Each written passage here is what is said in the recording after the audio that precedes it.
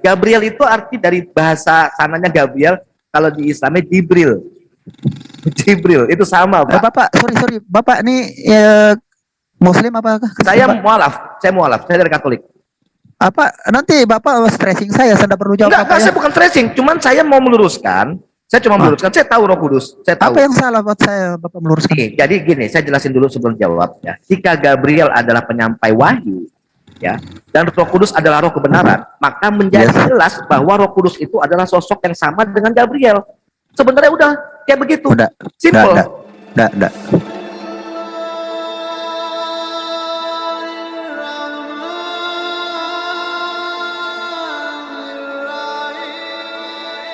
Di dalam Markus 16, di situ diterangkan, pergilah ke seluruh dunia, beritakanlah Injil kepada segala makhluk. Siapa yang percaya dibaptis akan diselamatkan, tetapi siapa yang tidak percaya akan dihukum.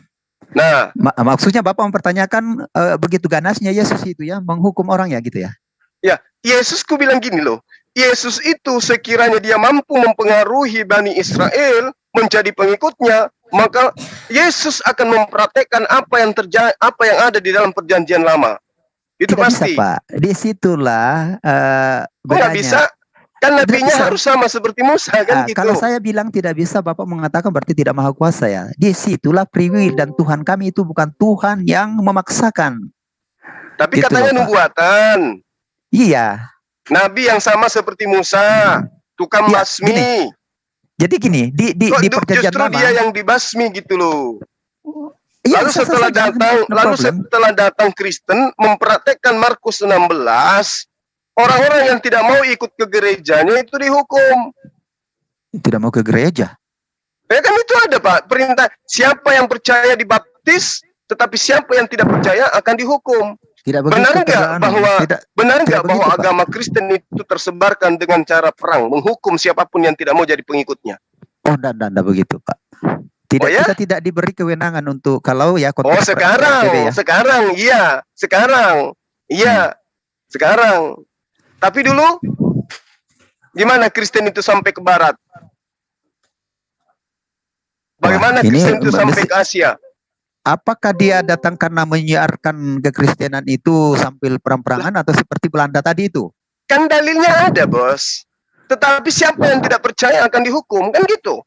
Nah, itu siapa yang tidak percaya akan dihukum. Artinya hukum itu akan berlaku ketika dia datang pada kali yang kedua nanti, bukan penghukuman secara fisik. Itu logika yang dibangun. Itu logika yang dibangun untuk saat sekarang. Iya. Ya, itu logika yang dibangun untuk saat sekarang. Gini. Tapi pada prinsipnya, kemanapun Kristen itu agama Kristen ini ya menyebar kemana-mana, pasti akan disandingkan dengan penjajahan, peperangan, penindasan. Ini mungkin lagi logika lagi, kebetulan saja mungkin karena dia Kristen. Bukan, ini fakta, ini sejarah loh. Ini dunia loh. Faktanya adalah ini dunia yang sejarah tidak bisa kita iya, saya akuin. Gitu loh. Yang menjajah, faktanya yang menjajah kemana-mana kan kebanyakan Kristen toh. Iya, itu didorong oleh apa? Ajaran.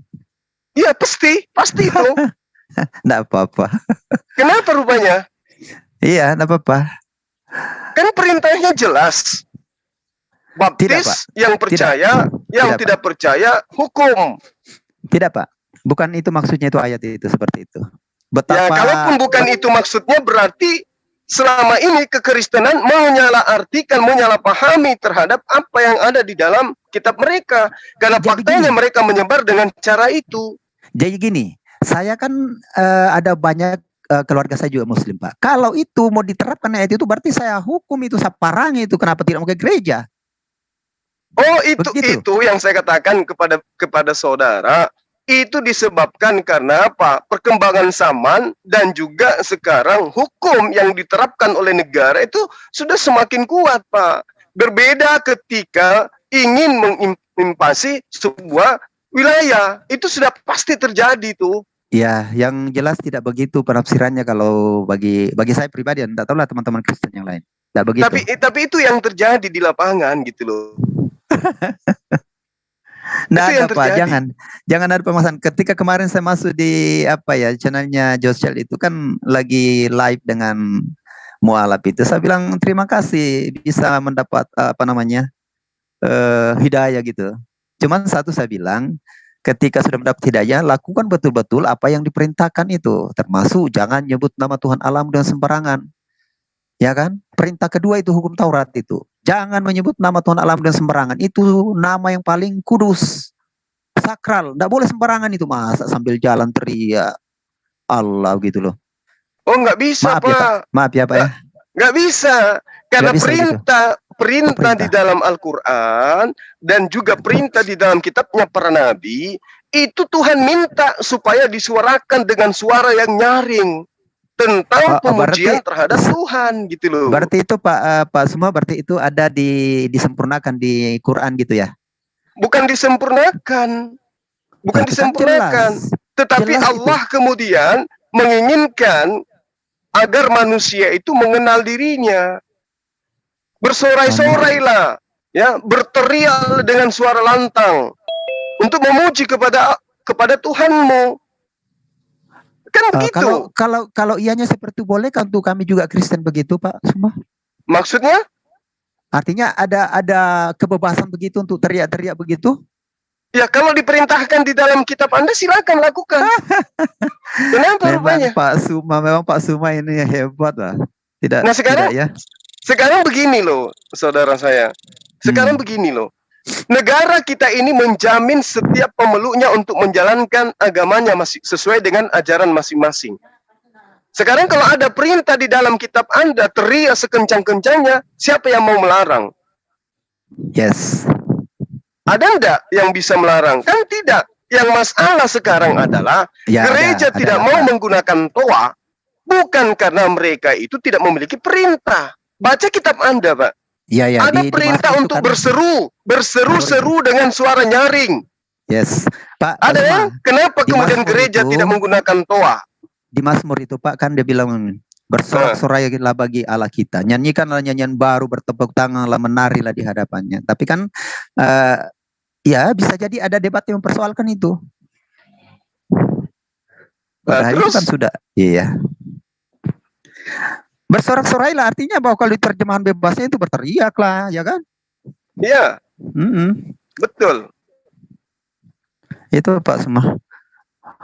Ya, Pak, itu makanya saya merasa, Pak, saya merasa apa ya? Apa ya? Bisa bicara dengan Pak Suma yang sekaliber Pak Suma ini. Oh, enggak biasa aja. Biasa iya, aja. Pak, sungguh Pak. Saya kan 1 bulan ini saya senang dengar debat-debat itu. Iya. Dan kebetulan tadi teman saya ada Kristen itu agak kedesak juga. Saya bilang tolong kasih link, saya mau masuk. Saya terima kasih hari ini Pak ya, kalau ada kata-kata saya yang kurang berkenan saya dimaafkan ya, karena namanya diskusi begitu bisa keseleo kan Pak. Iya, kami pun, saya mewakili teman-teman sebagai anak bangsa, kita diselimuti oleh sejarah yang pernah tertoreh di negara ini gitu ya Pak. Kita belum ada pernah mendengarkan adanya gerakan Yudaism, praktis Yudaism datang ke negara ini mengajarkan Kristenan. Tapi ketika kita menoleh kepada sejarah, yang datang ke sini yang mengajarkan Kristen itu adalah para rabi, para pendeta, yang kemudian mereka datang menumpangi apa yang kemudian kita sebutkan dengan penjajahan, kan gitu Pak. Pak Suma, ada yang saya mau tanya karena kebetulan baru teringat ketika debat waktu itu. Nggak tahu lawan debatnya siapa. Pak Suma bilang begini, tidak ada masalah kalau itu syiarnya itu dalam gereja dan Muslim juga di masjid ya. Iya. Kenapa pertanyaan Pak Suma begitu?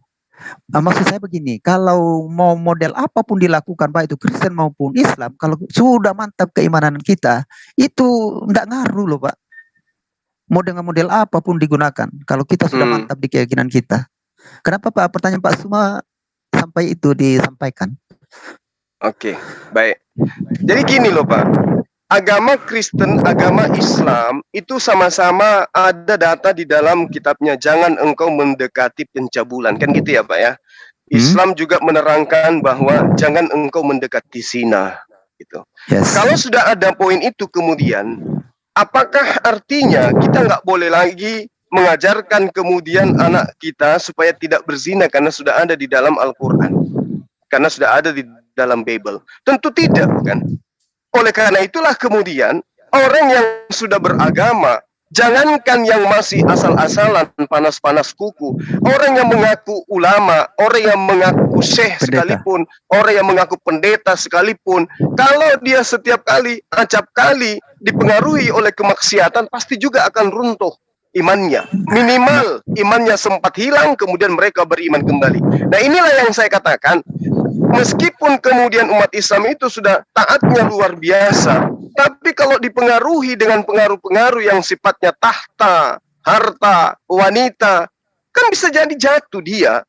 Nah, yang kita lihat di negara kita ini adalah adanya kemudian gerakan-gerakan yang melakukan tipu muslihat dengan tiga yang tadi itu. Itu loh Pak, yang saya katakan. Jadi itu Pak, makanya ajaran Yesus di Efesus atau Galatia itu memang harus disalibkan ke dagingan ini, karena keinginan daging itu kan maunya yang instan-instan, ya kan? Kalau disuguhi jabatan lah, mungkin pindah ini dan sebagainya, kan Pak?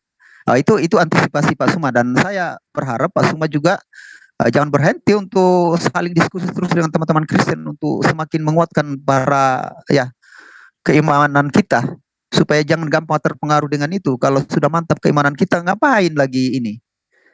Iya, jadi gini loh Pak, Al-Quran memberikan garis kepada kami umat Islam. Fala tuti'il kafirina wajahiduhum bijihadan kabira. Jangan mentaati mereka, jangan mengikuti mereka. Lakukanlah perlawanan terhadap mereka dengan menggunakan Al-Quran, perlawanan yang besar, perlawanan yang dahsyat. Artinya ajarkan mereka Al-Quran supaya mereka paham. Nah, kalau alasan saudara harus disalibkan supaya jasad ini yang harus menjadi korban, harus maksudnya kita tundukkan jasad ini. Sorry Pak. Bukan itu, bukan daging bukan jasad daging. Maksudnya keinginan daging ini yang harus disalibkan itu. Nah, keinginan itu dia daging itu. Oke. Maksudnya seperti itu kan. Tapi coba kita lihat secara bijaksana aja dulu. Ketika Tuhan memberikan perintah kepada Adam, jangan engkau makan buah, yang lain boleh kau makan, yang ini jangan kau makan. Apa yang dilakukan oleh iblis? Menggoda Adam, tidak berhasil, melalui istrinya berhasil. Itu satu. Ketika ada perintah jangan makan buah, ternyata iblis berhasil kemudian untuk menggoda Adam, jatuh dia. Ketika ada perintah jangan makan babi, ada juga kekuatan yang datang menghalalkan babi. Ada yang jatuh, ada yang tidak. Itu sama loh Pak posisinya. Nah, kalau kita mengatakan salibkan, artinya tundukkan kemudian keinginan daging demi untuk keselamatan. Satu hal yang perlu dipahami di sini. Ketika ada konsep salib, Yesus datang untuk menebus dosa, karena dosa telah menyebabkan manusia jatuh kepada maut. Sejatinya, begitu Tuhan datang untuk disalibkan, setelahnya kemudian 1 menit setelah penyaliban, tidak ada lagi manusia yang cenderung melakukan kemaksiatan. Tapi apa faktanya? Apakah kecenderungan keturunan Adam hilang setelah Yesus mati di atas tiang salib? Tidak Pak, justru lebih parah. Yang tadinya sebelum Yesus menyalibkan dirinya, manusia masih menyembah Pak. Menyembah patung, menyembah ini dan seterusnya. Tapi ketika muncul penyaliban terhadap Yesus, lebih parah, melakukan penyembahan terhadap manusia. Itu bisa. loh. Sekali lagi ya Pak. Tadi kan manusia pertama jatuh ke dalam dosa kan? Iya. Sudah hanya karena satu perintah. Janganlah kamu makan pohon pengetahuan yang ada di tengah-tengah taman itu. Buahnya bukan pohonnya Pak. Buah ya, pengetahuan tentang yang baik dan yang benar. Nah, iblis ini kan menggunakan ular. Nah, makanya kalau di Alkitab kami itu, Alkitab kami mungkin saya tambahkan Pak. Alkitab kami itu terdiri dari PL dan PB. Itu namanya Holy Bible. Alkitab. Bukan Injil ya Pak ya. Injil itu hanya di PB. Yang ada disebut juga Gospel. Gospel itu Injil dari Yesus Kristus, dari 4 Injil itu. Nah, itu begitu manusia jatuh ke dalam dosa, nah yang ditebus oleh Kristus itu melalui kematiannya di salib adalah dosa itu. Tapi kan perdebatan dengan Pak Suma bahwa mana dosa warisan itu. Itu. Nah, ketika manusia pertama itu berdosa, maka kecenderungan manusia berdosa. Walaupun Yesus sudah mati di salib karena menanggung dosa-dosa yang mestinya manusia harus dihukum ketika itu, tetapi karena Tuhan mau ada rekonsiliasi, maka dia harus datang mengambil rupa manusia. Disalib. Nah, kecenderungan manusia itu Pak berdosa. Makanya mau sampai di mana keimanan itu, memang kalau kita ada di lingkungan yang mengenakan daging itu pasti terpengaruh. Dan disinilah peran Pak Suma dan teman-teman saya di Kristen untuk menyiarkan ajaran agama itu. Itu Pak.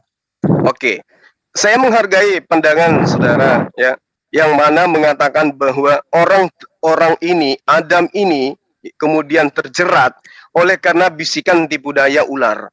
Jadi ular itu memang licik, Pak. Licik ular itu. Saking liciknya segala aspek apapun, segala aspek, segala unsur, segala trik dilakukan untuk menyesatkan manusia. Mohon maaf saya harus katakan begini. Kenapa ada istilah perjanjian kenapa ada istilah hukum-hukum Tuhan yang datang kepada Bani Israel yang sejatinya adalah perjanjian baru disebut kemudian sebagai perjanjian lama? Ini trik untuk meloloskan ajaran baru sebagai perjanjian baru. Ini trik, Pak. Ini trik yang dilakukan. Kenapa saya katakan demikian? Betul saja, Pak. Sorry, saya masuk supaya nanti lanjut supaya lebih clear and clean ya. Ya, itulah maksudnya. Seandainya manusia tidak jatuh ke dalam dosa, tidak perlu ada PB. Itu, Pak. Disinilah yang saya katakan licinnya itu di situ.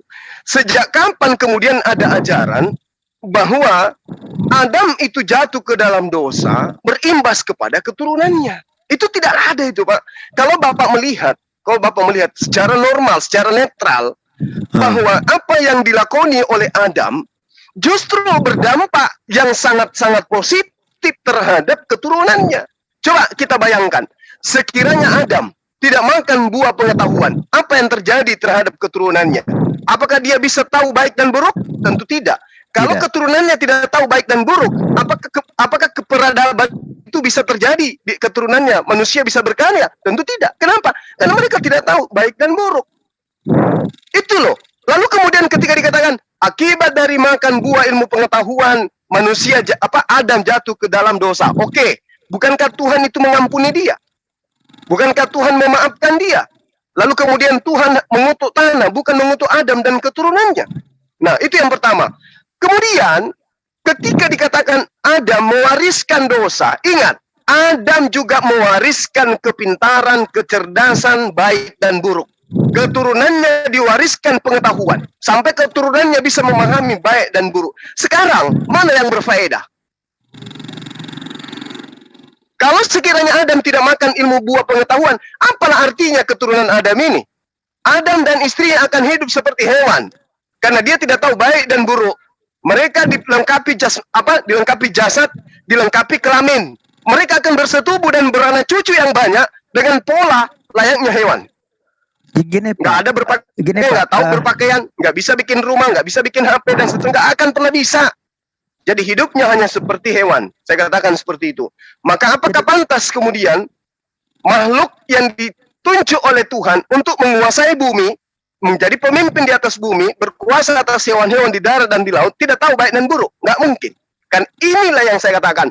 Al-Quran mengatakan, ini adalah Tuhan yang menghendaki. Dikasih Adam kehendak bebas.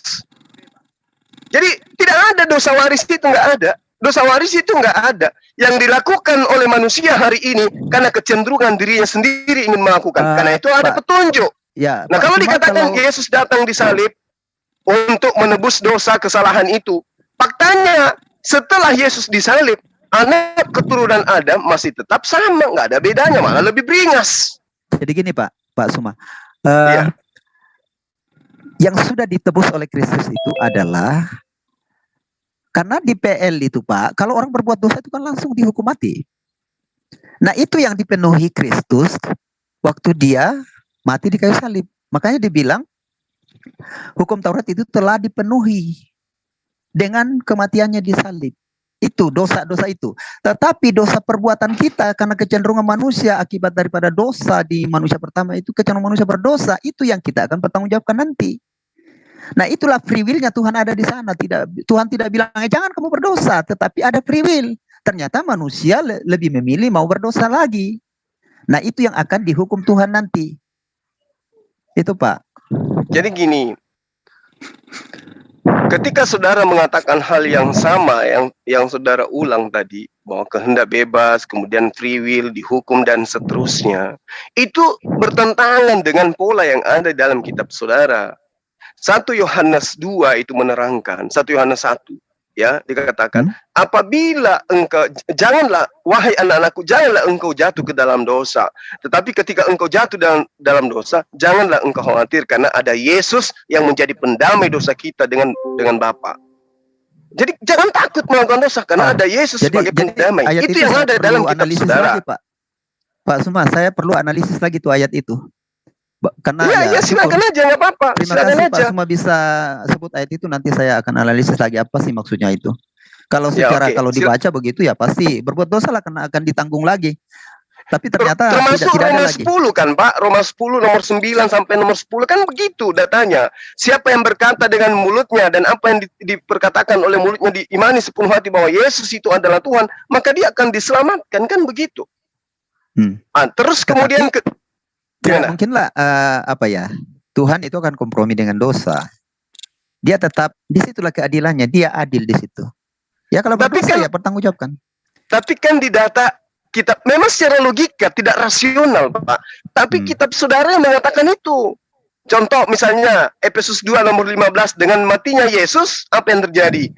Dia membatalkan, apa yang dibatalkan? Hukum-hukum Tuhan yang ada di perjanjian lama. Yes, ya. Dengan segala ketentuan yang ada di dalamnya. Ya, berarti setelah dibatalkan, orang Kristen bebas melakukan apa saja. Nah, jadi saya boleh Pak Suma. Jadi tadi saya bilang, wah dengan matinya Kristus itu memang memenuhi. Kalau terjemahan lain membatalkan, tetapi bagi saya bukan membatalkan. Misalnya gini, ketika orang tidak percaya Yesus Kristus sebagai Tuhan dan Juru Selamat, lalu hukum kelima itu, hormatilah ayah dan ibumu. Apakah itu batal? Tidak. Menyebut nama Tuhan Allah dengan sembarangan juga itu. Jangan ada padamu Allah ilah lain. Kalau dia sudah percaya Yesus, maka hukum itu, yang pertama itu tidak lagi, karena sudah ada yang jelas, yaitu Yesus yang adalah Tuhan itu. Itu dia. Ketika hukum Torahnya mengatakan jangan ada sembahan lain di hadapanku, makanya sampai hari ini Bani Israel tidak pernah menggantikan Tuhan mereka dengan Yesus. Karena mereka tidak mau ada Tuhan lain, ada sembahan lain. Mereka hanya mau yang datang kepada Musa. Itu aja yang mereka sembah, gitu loh. Memang Israel itu memang tidak, itu sebabnya ketika dia datang dia salib itu Pak Suma. Iya. Dia salib itu karena tidak ada, jangan ada padamu Allah ilah lain. Itu menurut orang Israel itu. Yang belum sekarang, terima Yesus, ya. Sekarang apakah Yesus itu ilah lain atau ilah itu sendiri? Kan ilah itu masalahnya. Lain, kalau kami di perjanjian baru ini, ilah lain itu kalau kita tidak percaya Yesus. Kan sudah digenapi kan Pak. Dulunya jangan ada padamu Allah ilah lain. Itu Allah bilang begitu. Tetapi karena dia sudah apa istilahnya? Karena di PL itu, sorry saya lupa lagi. Gimana? Dia sudah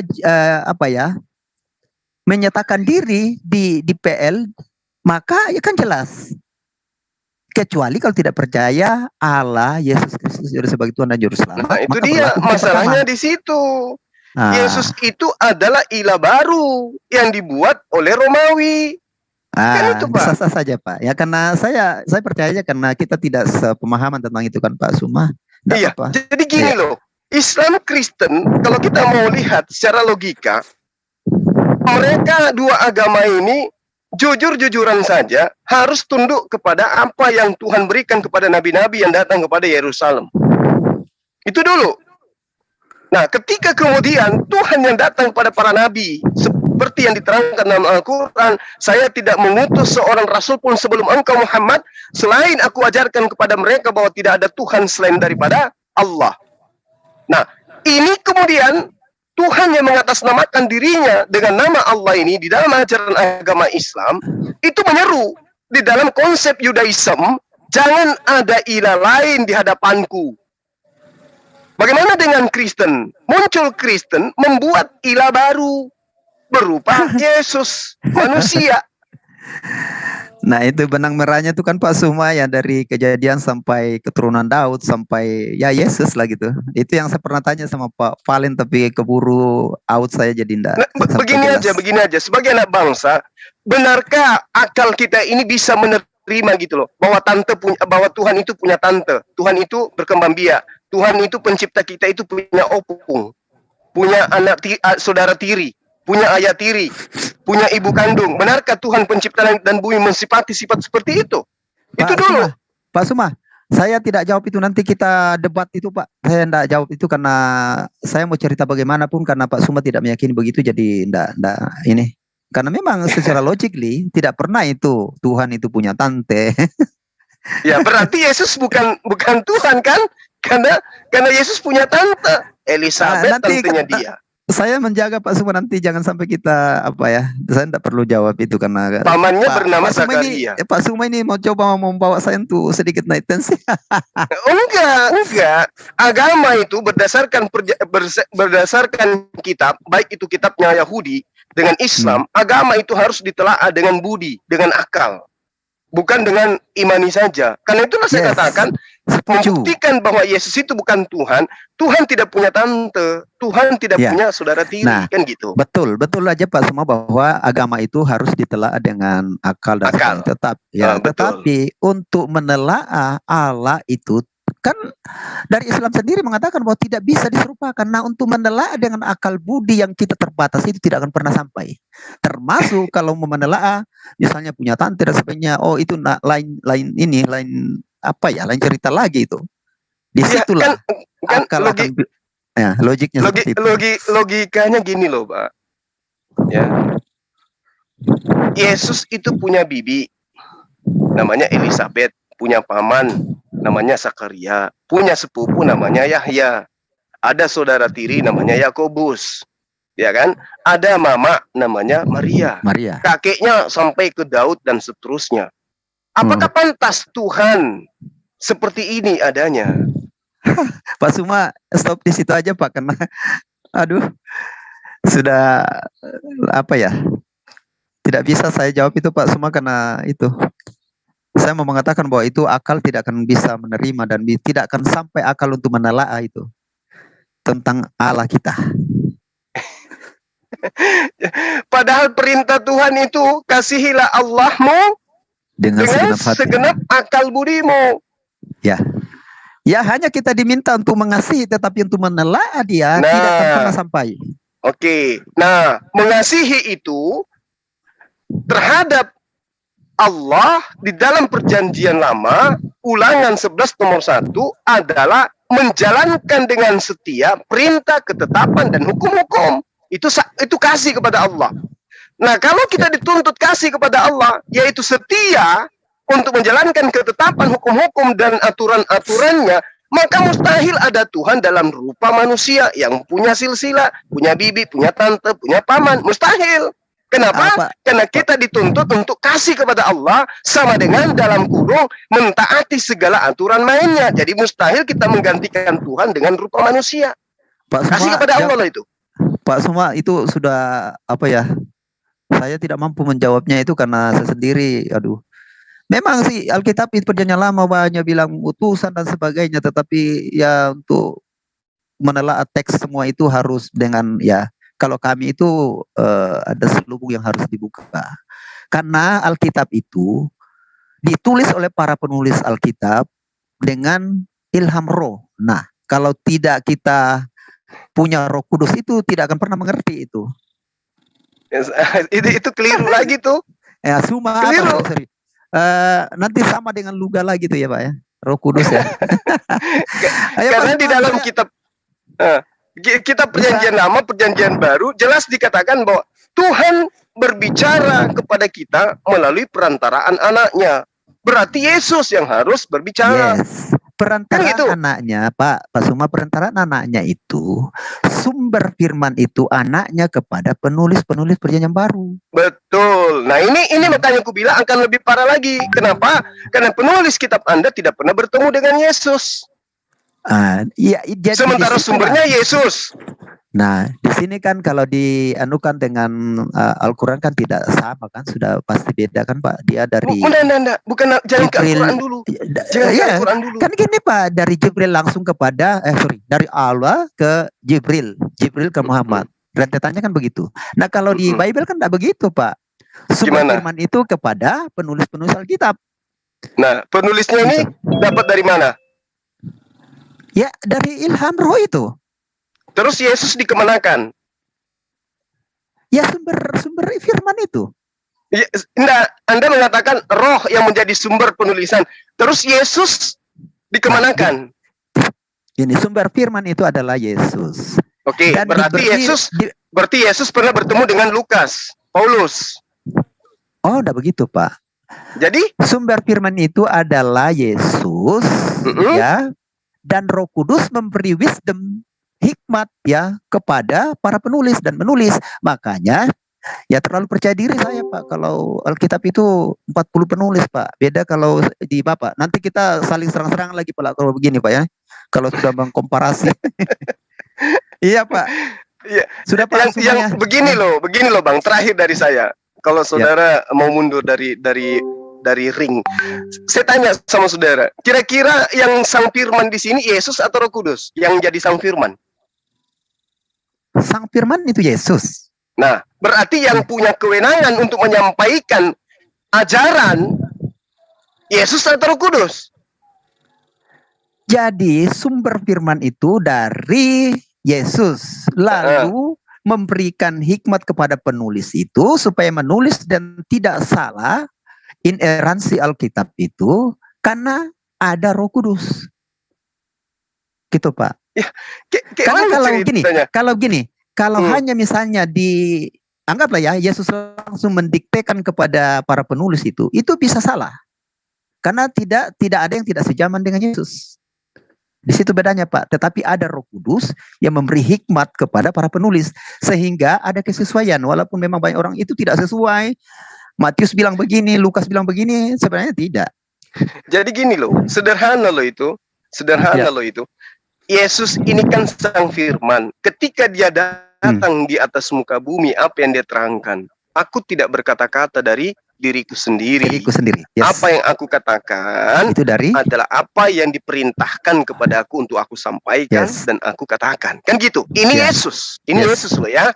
Ini Yesus. Nah, kemudian muncul pemberitaan Lukas di dalam Kisah Para Rasul 22 nomor 4 diterangkan bahwa Lukas mengawali karirnya dengan cara membasmi, menganiaya sampai mati murid-muridnya, kan gitu. Sementara Yesus menyampaikan firman itu kepada murid-muridnya. Murid sudah tidak ada. Kan gitu. Nah, kalau Yesus ini, sang firman ini dengan lantangnya dikatakan, aku tidak berkata-kata dari diriku sendiri. Kalau demikian adanya, Lukas, Markus, Yohanes, Paulus, penulis kitab ini, dari mana dia mendapatkan ilmu setebal itu? Yesus aja nggak berkata-kata gitu loh. Iya. Memang ini yang jadi ayat favorit Pak Suma ketika debat dengan teman-teman saya di Kristen itu. Dan selalu itu dia ngomong begitu, Yesus itu dalam sifatnya sebagai manusia. Tetapi kan kami kan ini namanya saya itu tidak malu-malu itu Pak. Itu 3 in 1 itu, 3 di atas 1 itu. 3 pribadi dalam satu keluarga Allah. Nah ini ketika penulisan Alkitab itu semua berperan itu. Nah sekarang apakah kemudian Anda ingin mengatakan bahwa apa yang saya katakan tadi orang Kristen menggantikan ilah lain itu salah? Ilah lain? Ya kan tadi Anda mengatakan bahwa Yesus itu sebagai manusia. Berarti kan Tuhan sudah mengatakan jangan ada ilah lain di hadapanku. Lah rentetannya gini Pak, rentetannya kan dari Allah, dari PL itu sampai kepada PB itu kan Allah yang cemburu. Sehingga ada hukum pertama dari hukum Taurat itu jangan ada padamu Allah ilah lain, sebab kapan ada Allah ilah lain, Allah cemburu. Nah Allah itu juga yang karena itu kan masih di PL itu masih lupa saya. Tetapi digenapinya di PB Pak. Itu Allah yang sama itu Pak. Maksudnya gimana ini? Jadi Allah yang sama berarti Yesus yang adalah manusia, dia yang membuat ibunya sendiri hamil, gitu? Aduh. Aduh, lain lagi itu Pak Suma. Nah, tadi yang Anda ingin jajakan, Yesus adalah Allah yang sama. Yang membuat hamil Maria adalah Yesus. Yang keluar dari rahim Maria, Yesus. Berarti Jadi apa gini itu? Pak, di PL itu kan masih simbolistik Pak. Dan begitu di PB itu kan sudah kenyataan. Nah, Ya, saya hargai. Ya, Saya kalau hargai. Bapak bilang Yesus Allah yang sama, Yesus itu membuat Maria hamil, enggak. Allah Jadi yang siapa di PL, yang membuat Maria Allah hamil? yang di PL itu kan baru mau menjadi kenyataan di PB. Ya kan? Mau kenyataan di PB, maka dia lahirlah dari Allah yang ada di PL itu yang berbuat begitu demikian, meminjam rahim Maria. Nah, ketika dia lahir maka disitulah ada dikotomi Yesus sebagai manusia dan juga dikotomi Yesus sebagai Allah di situ, Pak. Oke. Saya hargai untuk menjelaskan Pak Suma. Karena Pak Suma lebih tinggal satu aja Pak Suma. Mohon maaf tinggal satu aja, kalau Roh Kudus sudah tapi tidaklah ya Pak Suma ya. Tetaplah di sana Pak begini Suma, ya. Kawanku, begini. Saya ngerti, saya memahami pikiran dan perasaan saudara. Di kami, Roh Kudus itu adalah Jibril, malaikat Jibril. Roh Kudus itu kemudian menemani kami sampai di akhir zaman melalui Al-Qur'anul Karim. Jadi kalau Anda mengatakan ketika Roh Kudus itu datang ke Bang Suma, maka bisa jadi Anda akan menjadi seorang Kristen. Tidak mungkin. Kenapa? Pada diri saya itu sudah kepenuhan Roh Kudus. Apa itu? Ketika saya mendengarkan perintah untuk sholat, Roh Kudus saya membimbing saya untuk sholat. Ketika saya mendengarkan perintah zakat, puasa, dan seterusnya, Roh Kudus saya membimbing saya. Al-Quran itu adalah hasil daripada pengajaran Roh Kudus yang kemudian dibukukan. Jadi umat Islam itu, jadi umat Islam itu adalah umat yang kepenuhan dengan Roh Kudus ketika mereka mengaplikasikan isi Quran. Karena Al-Quran menerangkan begini. Qul nazzalahu ruhul qudus min rabbika bil haqq. Qul man kana aduwwan li Jibril fa innahu nazzalahu bil nazzalahu ke dalam hatimu dengan benar. Pak Suma, kalau di Muslim itu kan Jibril itu Roh Kudus. Kalau kami kan Roh Kudus itu Holy Spirit ya Pak ya. Nah, mau disebut apa sebutan lain kalau di sana? Jibril ya, Holy Spirit itu. Al-Amin boleh. Al-Amin juga, Jibril juga. Nah, yang jadi masalah ketika pertanyaan yang sama saya lontarkan kepada saudara. Kalau Allah Bapa namanya Hasem, Yotevave. Nama anak namanya Yesus. Nama Roh Kudus apa? Nama Roh Kudus, ya Holy Spirit, bukan Holy Spirit itu kan bahasa Inggrisnya. Iya, Spirit toh saja. Namanya. Yang membedakan dia Roh Kudus itu, dia namanya Holy. Tetapi kalau Spirit biasa ya tidak Holy. Enggak, maksudku namanya. Nama dari Roh Kudus yang Anda punya itu siapa? Itu kan gelar. Untuk sementara jadi untuk sementara saya jawab saja ya, tidak punya nama, hanya Roh Kudus saja. Nanti kalau saya punya jawabannya saya akan sampaikan lagi. Itu keterbatasan saya. Saya hargai. Silakan. Ya, kita endingin Pak Sumaya. Saya betul-betul bangga sekali ini bisa. Pak Triawan, saya bantu Pak, namanya Gabriel Roh Kudus itu. Gabriel? Iya. Betul itu Pak. Namanya Gabriel itu. Kalau Lucifer? Itu kan malaikat yang diciptakan semua itu, Lucifer, Gabriel. Gini, kita berbicara data di dalam kitab Anda aja dulu, bahwa Jibril itu adalah Roh Kudus. Roh Kudus. Lalu kalau di kami itu Gabriel itu Roh Kudus? Iya. Masa iya Pak? Iya. Itu teman yang jawab tadi itu Kristen apa Muslim Pak Suma? Beliau guru saya, beliau Muslim. Saya tidak percaya Pak, karena itu malaikat. Begini loh, saya ingin tanya kepada saudara. Ini sesi terakhir sebelum kita ini, karena di sini sudah azan. Ya. Siapa? Yang datang kepada Maria, ya, memberitakan bahwa dia hamil pada bulan ke-6 itu namanya siapa? Malaikat. Iya, namanya siapa? Itu juga yang saya tidak tahu. Saya terus terang saja. Yang jelas itu malaikat saja. Nanti mungkin saya belum, ya karena kami nih kelemahan saya tuh enggak terlalu menghafal Alkitab Pak, walaupun Kristen ya, dari generation ke generation. Ya, jadi saya katakan kepada saudara, ada satu sosok yang datang kepada Maria. Siapa sosok itu? Sosok itu bernama Jibril. Pada bulan ke-6, Jibril datang kepada Maria. Nah, kemudian di kitab yang sama, di kitab yang lain, di Lukas, di Matius, itu menerangkan bahwa dia datang memberitakan tentang kehamilan Yesus.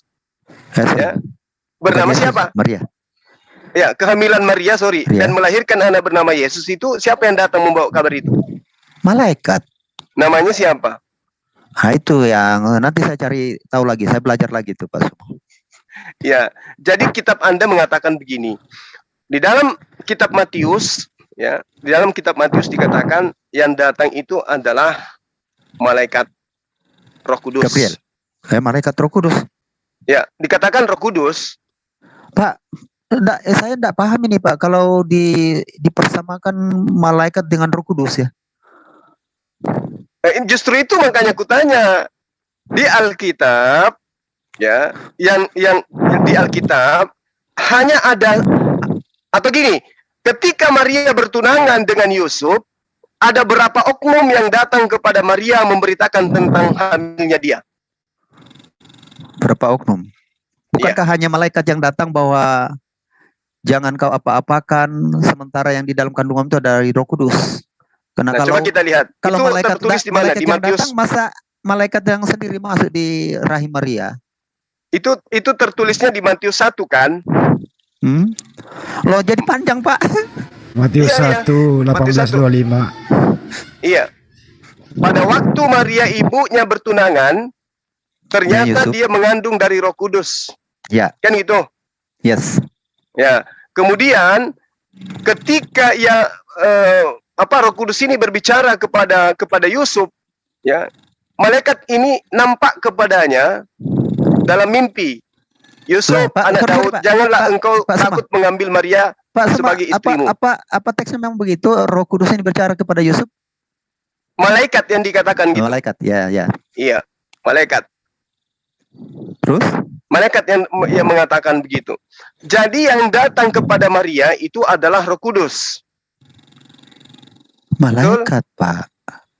Jadi kan awalnya tuh Maria enggak tahu. Nanti dia tahu ketika ada malaikat yang memberitahukan ke dia. Ya, terus. Ya, namanya juga Pak. Di sinilah yang saya bilang tadi, kita tidak bisa menelaah kemahakuasaan Tuhan. Tetapi kan itu by design ya gitu ya. Saya boleh mengatakan begitu karena rencana Allah itu tidak pernah gagal. Gitu. Terus? Lalu memang yang memberitakan itu kan Pak malaikat, bukan Roh Kudus. Ya, jadi gini, kalau di dalam Lukas, ya, pada bulan ke-6, Tuhan menyuruh malaikat Gabriel pergi ke sebuah kota di Galilea bernama Nazaret. Nazaret, ya. Kepada seorang perawan yang bertunangan dengan Yusuf dari keluarga Daud. Kan gitu ya? Yes.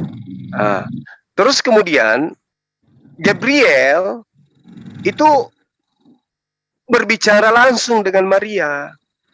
Iya, malaikat Gabriel ya. Saya saya sudah mulai masuk Pak. Ternyata malaikat Gabriel ya. Ya. Iya, tetapi malaikat Gabriel itu bukan Holy Spirit ya, bukan Roh Kudus ya. Boleh Anda definisikan sementara gitu. Jadi malaikat ini bercakap. Maria terkejut ketika dia kemudian dikatakan karunia Tuhan ya ada atasmu, Tuhan menyertai engkau. Maria terkejut. Ya. Lalu malaikat ini mengatakan, jadi mungkin simpelnya gini Pak, bahwa janganlah ini dan itu karena yang ada dalam kandungan itu adalah dari Roh Kudus. Akhirnya begitu kan gimana? Pak? Bahwa yang di dalam kandungan Maria itu adalah Roh Kudus. Itu perkataan dari malaikat. Ya, betul. Ya. Jadi kata malaikat ini bahwa jangan kamu takut Maria, karena engkau memperoleh kasih karunia di hadapan Tuhan. Ya kan? Terus ditanya, bagaimana mungkin itu terjadi? Karena aku belum bersuami gitu. Ya. Jawab malaikat itu, Roh Kudus akan turun atasmu dan kuasa Allah yang Maha Tinggi akan menaungi engkau, sebab anak itu yang kau lahirkan itu akan disebut kudus, anak Tuhan. Kan gitu ya? Begitu redaksinya Pak ya. Bukannya Ya. dia bilang, bukannya malaikat itu bilang anak yang kau kandung itu berasal dari Roh Kudus. Di data di kitab saudara di dalam Lukas 1 nomor 35, malaikat itu berkata kepadanya, Roh Kudus akan turun atasmu dan kuasa Tuhan yang Maha Tinggi akan menaungi engkau, sebab anak itu yang akan kau lahirkan adalah disebut kudus, anak Tuhan gitu. Nah, sementara di dalam Matius 1 diterangkan bahwa ini cerita narasi yang dibangun kemudian dikatakan kelahiran Yesus Kristus adalah seperti berikut. Pada waktu Maria ibunya bertunangan dengan Yusuf, ternyata ia mengandung dari Roh Kudus. Ya. Gitu. Ya kan? Ya. Nah, sekarang pertanyaannya, ada berapa oknum yang datang kepada Maria? Kalau di Lukas tadi itu Jibril. Jibril, Maria, dan ya 2 ya. Nah kalau ini 2 juga Pak di Matius ini. Jibril iya Jibril dengan Maria. Cuma yang coba Anda ini, tunjukkan di dalam kitab Matius ya, cerita bahwa Roh Kudus membahas tentang Jibril, atau di Matius ada cerita bahwa Jibril datang memberitakan tentang Roh Kudus. Ada nggak tuh Pak? Jibril menceritakan tentang Roh Kudus. Ya, kesimpulannya gini, apakah di Matius juga ada terkait Jibril di situ? Iya kan, yang datang memberitakan kepada Maria kan malaikat. Ya, itu di Lukas. Namanya Gabriel. Lalu siapa yang tadi Pak? Sorry, saya terus terang saya tidak terlalu paham Alkitab. Lalu yang bilang itu yang dari kandungan dari Roh Kudus siapa? Malaikat kan? Iya, malaikat Jibril. Dia kan muncul nih, dia kan muncul dalam rupa laki-laki kepada Maria. Ya kan? Berbicara kepada Maria. Roh Kudus akan menaungi engkau, kan gitu. Kemudian di dalam Matius 1, di situ tidak ada lagi cerita Gabriel. Gabriel tidak ada lagi di sana. Yang ada kemudian adalah Roh Kudus. Lah, siapa yang bilang gini Pak kepada Maria bahwa yang dari kandunganmu itu ada Roh Kudus? Allah. Kan malaikat Gabriel tadi yang mengatakan itu. Iya, itu masih tetap ada malaikat kan Pak? Baik di Lukas maupun di Matius itu. Iya, betul. Tapi malaikat ini itulah Jibril. Ya, enggak apa-apa. Mau Jibril, malaikat Jibril ke malaikat Michael kah atau apa, terserah. Ya jelas itu bukan apa ya? Bukan Roh Kudus ya. Apa namanya ya Bapak bilang tadi itu? Iya, Roh Kudus kan dibilang gini, pada waktu Maria bertunangan dengan Yusuf, ternyata dia mengandung dari Roh Kudus. Yes. Kan gitu. Ya. Terus kemudian Yusuf bermimpi, dikatakan bahwa jangan engkau takut mengambil Maria sebagai istrimu, sebab anak yang ada di kandungannya adalah dari Roh Kudus. Ya. Ya kan gitu. Nah sekarang apa yang mau Bapak mau sampaikan dari ayat itu? Ya, Roh Kudus ini adalah Gabriel itu sendiri. Itu PR buat saya Pak ya, Pak Zumaya, karena ini mungkin ada yang dengar ini PR buat saya. Kalau untuk sementara saya tidak mengatakan bahwa itu dari Yesus, itu dari Jibril sendiri jadi Yesus. Tetapi dia itu bukan Jibril yang menjadi Yesus, Pak. Lah iya kan, kandungan Maria itu kalau Bapak mau bilang itu dari Jibril ya. Tetapi dari Holy Spirit, Roh Kudus. Jibril ini melakukan penyampaian firman kepada Maria bahwa Maria ini akan hamil. Ya kan? Akan hamil. Kemudian Maria hamil itu atas naungan Roh Kudus. Gitu loh, Pak. Enggak begitu tuh ayatnya, Pak. Ternyata dia sudah mengandung dari Roh Kudus. Iya, itu dia. Kan mengandung dari Roh Kudus. Ya. Nah, Nah, Gabriel di situ datang. artinya Pak. Jadi artinya gini Pak. Nah, disitulah dasar kami bahwa Yesus itu dia meminjam rahim Maria, makanya dibilang manusia 100%. Tetapi dia dari Roh Kudus, Allah 100%. Itu Pak. Ya Nah, oke, kalau ada itu pertanyaan kenapa mesti menjadi manusia? Ya karena sasaran yang mau diselamatkan ini manusia. Tuhan Gitu. itu bisa saja jadi kodok. Kalau kodok itu memang sasaran utamanya mau diselamatkan. Tidak ada masalah. Pak Wah. Suma, panjang lebar Makanya kita ini itu, Pak Pak. Suma. Jadi kalau dia mau menyelamatkan kodok jadi kodok. Iya. Apa yang Jadi susah bagi mau Tuhan, Pak? menyelamatkan monyet? Iya, jadi monyet. Astagfirullahaladzim. Yang salah kalau monyet jadi Tuhan. Astagfirullah. Ya kan Pak? Cuma boleh 1 menit nggak saya buat Bang ini? Silakan, Aku boleh ya, silakan. 1 menit. Enggak. Makasih ya Bang, makasih ya. Ya Lanjut. makasih Pak Suma, saya bangga Oke, sekali siap. Pak bisa berbincang langsung dengan Oke, Pak siap, Suma ya. Thank you. God bless you. Oke, silakan Bang.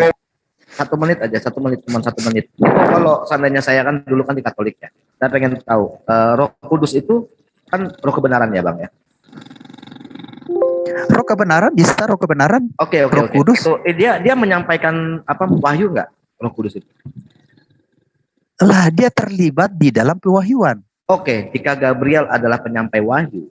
Loh, Kok Roh Kudus Gabriel ini kan mau menyampaikan sama wahyu lagi kan? Gabriel dengan Roh Kudus. Enggak, makanya di situ. Kalau jika Gabriel adalah penyampai wahyu dan Roh Kudus adalah Roh kebenaran. Saya enggak bilang Pak, Gabriel penyampai wahyu. Loh, sekarang malaikat tadi kan turun ke Ya. Maria. Tadi saya dengerin nama Bang Suma tadi kan. Wahyu itu Pak, wahyu itu kan di Loh. kitab wahyu itu diterjemahkan revelation ya, Bukan penyataan. kitab wahyu, Pak. Wahyu. Lah iya, kan Jadi gini, wahyu ini yang Maaf, Bapak Pak. bilang wahyu Gabriel. Wahyu itu kan penyampaian berita, Pak. Penyampaian berita. Menyiratkan sebuah Penyataan. berita. Penyataan Pak. Penyataan iya bahwa Yesus akan lahir. Betul. Yes. Dari Gabriel itu arti dari bahasa sananya Gabriel, kalau di Islamnya Jibril. Jibril itu sama, Pak. Bapak, sorry, Bapak ini Muslim apa? Saya Pak? mualaf. Saya dari Katolik. Apa nanti Bapak stressing saya tidak perlu jawab Enggak, apa ya? saya bukan tracing, cuman saya mau meluruskan. Saya cuma meluruskan. Saya tahu Roh Kudus. Saya tahu. Apa yang salah buat saya Bapak meluruskan? Oke, jadi gini, saya jelasin dulu sebelum jawab ya. Jika Gabriel adalah penyampai wahyu, ya, dan Roh Kudus adalah Roh kebenaran, maka menjadi jelas bahwa Roh Kudus itu adalah sosok yang sama dengan Gabriel. Sebenarnya udah kayak begitu. Udah. Simple. Udah. Ya tinggal Dan ditanggapi Roh Kudus aja kalau itu- sana memang enggak. Karena saya tahunya Roh Kudus itu seperti itu. Dan Wah, ya, namanya itu bahwa pemahaman Bapak begitu ya, kalau saya enggak. oh beda ya. Oke. Bukan ya, iya. Lanjut Ya. Bang Suma. Ya sudah Pak ya. Thank you. Saya kok bisa kayak mimpi masuk di room ini. Terima kasih diizinin Oh, ya. bisa berdiskusi. Ya makasih God Pak. bless us all. Ya besok-besok kesini lagi Pak buat supaya ada pencerahan siapa itu Roh Kudus, siapa itu Gabriel, siapa yang berkehendak atas hamilnya Bunda Maria, siapa yang memerintah Gabriel menemui Bunda Maria. Saya harus banyak belajar sama Ya. yang kawan-kawan Islam yang saya selalu dengar ketika debat itu. Ya, dipelajari dulu Pak bahwa yang menyuruh Gabriel itu bukan Yesus, tapi Sang Pencipta alam semesta ini memerintahkan Gabriel. Pemahaman Bapak Sang Pencipta alam semesta itu yang tadi itu tidak ada jawaban, no answer buat saya. Oke. Yang Allah Tauhid itu, ya kan? Menurut Bapak yang menciptakan alam semesta di Bible kan Elohim atau Bapak apa siapa gitu ya? Lah, jangan begitu Pak. Enggak. Kan kami Jadi- Tritung, Hmm. Trinuan Pak. Jadi Yang kalau di Bapak menurut kan Pak Allah Tri Tauhid. Enwan yang menyuruh Yesus, yang menyuruh Gabriel, Pencipta alam semesta ini Allah satu keluarga, satu keluarga. Trinuan, 3 oknum di dalam satu keluarga Allah. Itu jadi- bekerja bersama-sama. Keluarga Allah. Nah, jadi di surga itu satu keluarga yang penciptaannya Pak ya. Ya, Tritunggal. Nah yang menyuruh Gabriel menemui Bunda Maria siapa? Keluarga yang Panjang mana lebar, nih? Pak, panjang lebar. Saya sudah, Nah, sudah maksud Pak, saya ya. ini aja Pak dijawab Pak. Yang satu keluarga ini yang menyuruh Gabriel, memerintah Gabriel menemui Maria siapa Pak? Keluarga yang mana nih? Lah, Bapak kan selalu bilang aku tidak bisa berkata-kata dari diriku sendiri. Ya, yang 3 itu berperan semua Oh berarti itu. Yesus memerintahkan Gabriel kepada ibu kandungnya, nanti dia hamil, kemudian dia mengandung Yesus gitu. Hah? Nah gimana itu ceritanya Pak? Yesus memerintahkan Gabriel menemui ibu kandungnya, kemudian nanti ibu kandungnya mengandung Yesus, gitu. Loh, Yesus ini mau dilahirkan masa memerintahkan Ya, Allah? katanya Allah ini kan satu keluarga sama Yesus. Lah itu dia. Di sini diribetnya ya, Pak Satu ya. keluarga. Nah. Ini kan di PL itu simbolistik. Apa, Dan Pak? kenyataan di PB. Sudah ya. Iya. Nanti panjang lebar Pak, mohon maaf ya. Thank you. Iya. Nah, tolong lagi Berkati. dipelajari sana Pak, satu keluarga ini Pak ya. Keluarga yang Iya, mana iya, yang nanti turun nih? tanyakan sama apa? Nikahnya Saya mungkin bisa salah.